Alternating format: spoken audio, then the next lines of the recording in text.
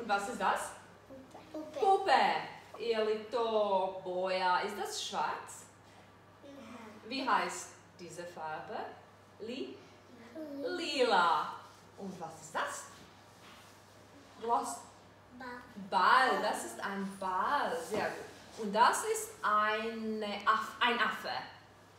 Nein, kein Affe. Das ist ein Hund. Nee, das ist eine Maus. Koja je ovo boja? Koje boje miš? Ja neću reći. Sjetite se ostali, sigurno znam. Evo netko već viče. Šta sam čula? Rot. Nein. Schwarz? Nein, falsch. Grau. Stimmt, ja. Diese Maus ist grau. Eine graue Maus. Sehr gut. Und was ist das? Das ist ein Buch. Und was ist das? Ein Dinosaurier. Das ist ein Dinosaurier. Sehr gut.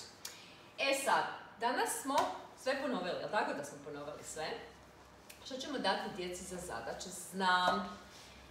Gledajte, za zadaću, a vi ćete to sada napraviti, za zadaću će nacrtati svoju omiljenu igračku. Lieblingsspielzeug. Dobro?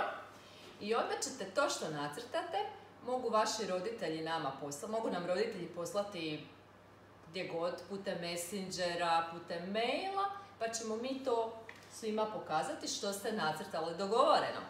I možete poslije te svoje crteže donijeti u vrtić, pa ćemo napraviti malu izložbu omiljenih igračaka. Može? Dogovoreno. Sad, idemo ih pozdraviti. Kako? Šta kažemo na kraju? Šta ja vama kažem?